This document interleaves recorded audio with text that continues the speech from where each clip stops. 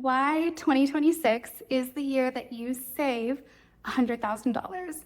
I want to share with you actually how I did this by age 27. And no, it is not work harder, but I want to share with you how I saved the money, how I made the money, and how I'd start right now if I wanted to do it all over again.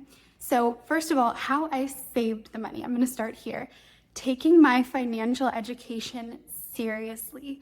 Money is still such a taboo topic for women. Money and power for women. It creates a lot of shame when we really get into what is the actual state of our bank account, any debt that we might have. I feel like women are really shamed for sharing when they're in a negative financial space, or even when they're winning, discouraged from sharing how much money that they make. And I feel like the primary people who tear us down are actually other women. So that's unfortunate and very interesting, but basically getting into masterminds with millionaires and people who are embodying the level of wealth that you want to get to, listening and really, really applying. And so I know that some of you are like, well, I can't pay for a mastermind right now. That's actually why I'm listening to this video, because I need to make money. I don't have any. And so the beautiful thing is that with the democratization of knowledge online right now, and especially with AI, you really don't need to pay for this until it's available to you. You can start learning and getting into your financial education right now. And the other thing that I had working in my favor for saving money was keeping top of mind that having money would open options for me in my life. I wouldn't ever be trapped in a situation that I didn't want to be in a housing situation, in a relationship that I didn't want to be in. When I hit new financial goals, I knew that I had choice. I had choices in my life, and that's so important. And so the other thing in tandem with that is understanding the way that I viewed money and not feeling intimidated by it. Undoing financial trauma from my upbringing, from my childhood, growing up without money. My mom was a single mom and waited tables from the time that I was born to the time that I graduated college and even beyond that. So if you're weighted by past money traumas and beliefs, then it will be nearly impossible for you to stick to your script on saving, on investing, on earning, because certain things will feel too risky to you, where you actually won't be able to manage your emotions around holding greater and greater levels of money, playing with them. The other thing is I was so diligent about practicing financial self-care. So what I mean by this is not the self-care that we see publicized in the wellness industry right now with the face masks and the bubble baths and the saunas, and all those things are beautiful, but those are actually self-soothing practices. So when I'm talking about self-care, self-care is actually the hard things. It's going to therapy. It's eating the right macros to build your muscle when all you feel like having is a piece of chocolate cake, actually having difficult conversations, negotiating for yourself, and looking at your money every month. So when I say financial self-care, I'm talking about having a date with yourself at least once a month, sitting down and looking at everything, looking at every purchase in your debit card. Well, you really shouldn't be using your debit card because you don't get anything for that. That's a sidebar, but put everything on a credit card if you're able to, and then pay it off at the end of the month, because then you're getting points. So you should never use your debit card anyways, but maybe you have things in your debit account that come out like rent or something. So look at it anyways, your debit account, your credit cards, looking at every single transaction, looking at subscriptions that you forgot that you signed up for. Sometimes there might be double charges. Looking at purchases that you don't even remember making, this 3 a.m. scrolling, TikTok shop, whatever. You want to be auditing yourself so that you can see your own spending habits. Not because anything is wrong, but so that you can have awareness, so that you can have choice. So looking at purchases that you don't remember, looking at purchases that you can look back on and say, wow, that was an amazing experience. That really expanded me. That was really pleasurable. That really connected me deeper with my friends or my family. That really made me feel joyful, like whatever it is, celebrating those, because the energy of celebration is also so important when it comes to attracting wealth and money feeling welcome with you. And I want to say this, looking at your money isn't what stresses you out. What stresses you out is not doing it. You have no idea what's going on. You're completely ignoring it. This is literally like driving in your car with no gas gauge. It is so stressful because you don't know when you're going to break down. You don't know if you can afford this thing. You have no idea what's going on. That is stressful. So if you believe that money itself is the stressor, start looking at your money, and I promise that your feelings and your relationship with it will shift, because again, you'll be bringing your presence to that relationship. Another tip for saving, automate your savings. This is just like setting a bill to autopay, something that comes out every week or every paycheck or every month from your checking account and automatically deposits into your savings. You don't even have to think about it. And if you're thinking, I don't have enough to start saving in any meaningful way, start with $20 a month and just watch that $20 compound, and it'll give you confidence and you will start building the muscle of saving. The other thing about saving is diversify your income. I had 3 revenue streams when I actually hit my 100K in savings at 27, and only one of them was a salary from someone else. Speaking of salaries, negotiate your salary. Ask your boss or the person above you if you can have a raise.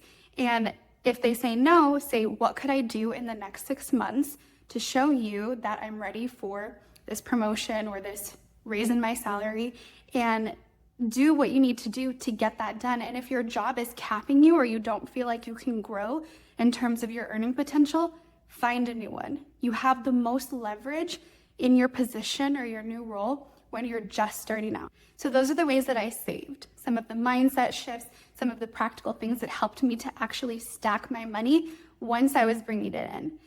Now let's talk about how I made the money. This is not going to be a pitch to take my sales course. This is not going to be a how-to or a pyramid scheme or any kind of tutorial. If you want that, go to another video, because there are literally millions. I want to talk to you about something much higher than that. So I never saw my failures in any given moment as an invitation to give up. And if you understand progress, then you can only grow.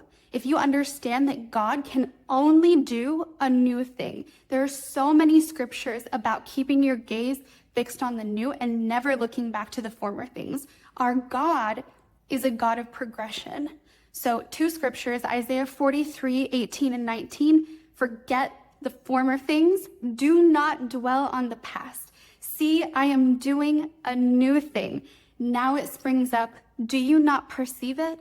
So keeping your gaze fixed on the new, not dwelling on past mistakes, past regrets, past money stories, clearing that all out as much as possible so that you can focus on the new thing, which is inspirational, aspirational. When you do this, you will start seeing money and ways to receive revenue everywhere, because you will be a clear, receptive channel. Another scripture that I love, the shortest sentence that Jesus ever said, remember Lot's wife, Luke 17:32.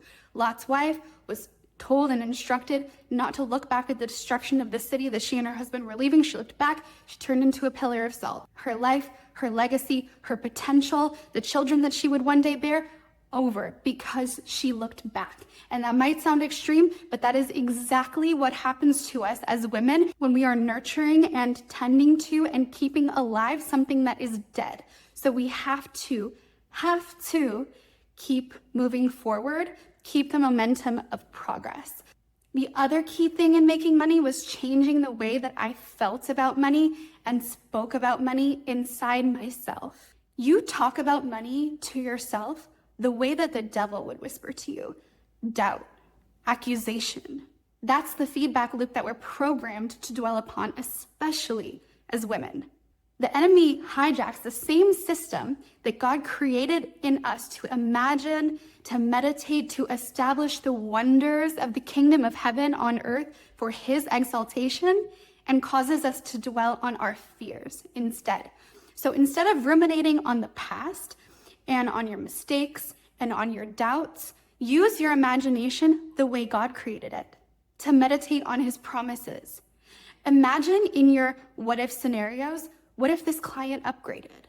What if I could do this for my family, for my children? What if I could give my sister this beautiful gift? With God, there is always a feeling of infinite possibility, of freedom, and above all, of love and of hope.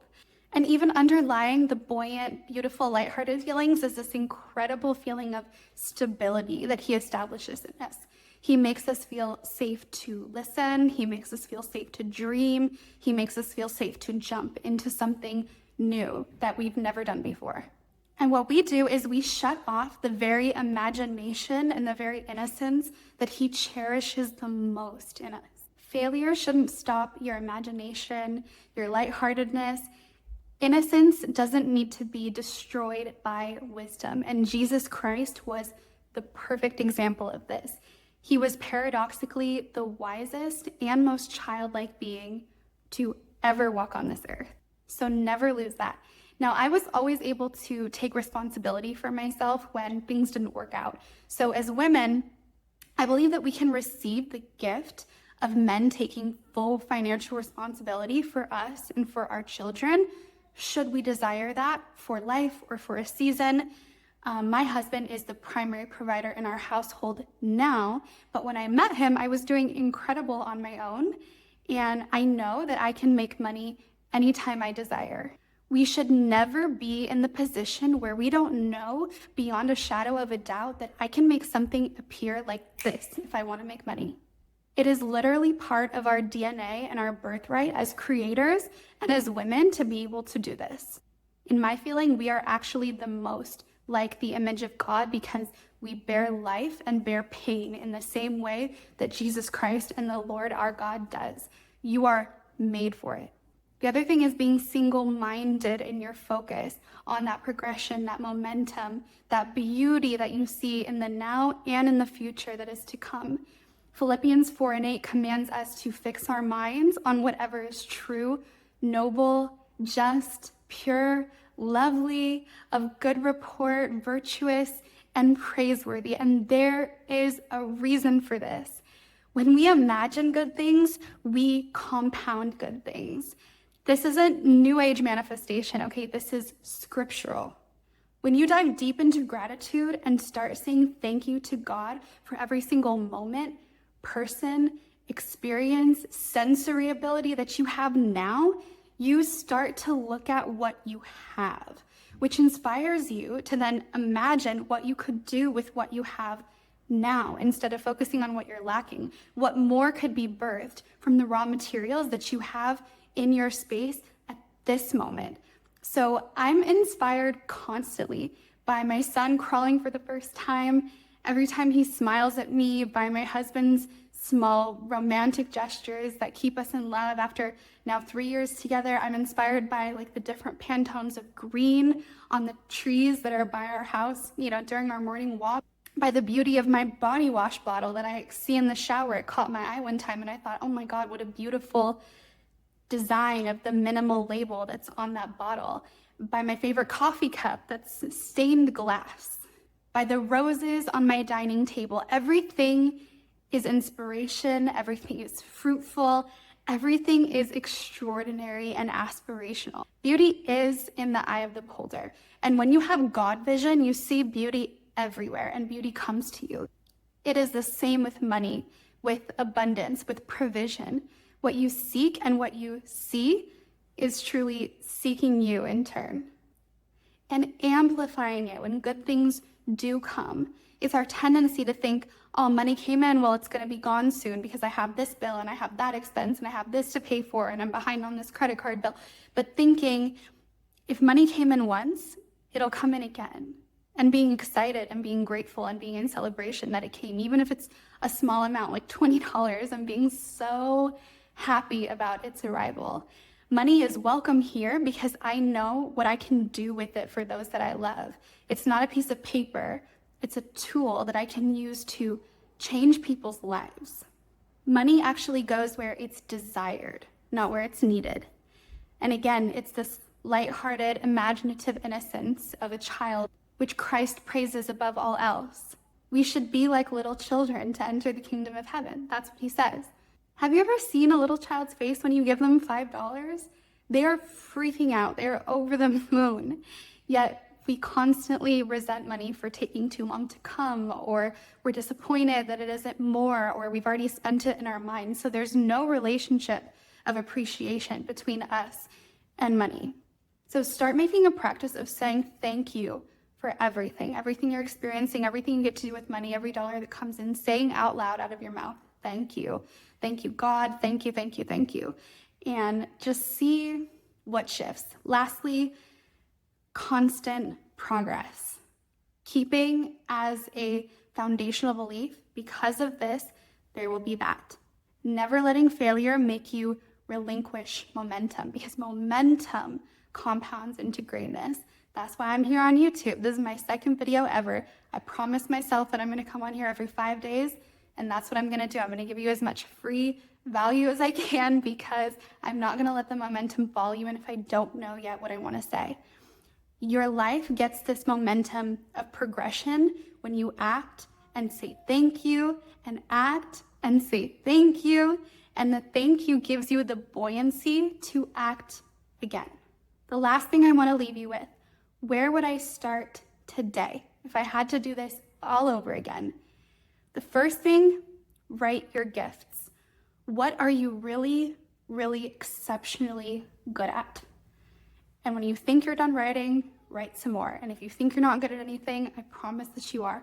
Call up the 5 people closest to you and ask them, what am I really, really exceptionally good at? Promise you, they will have an answer.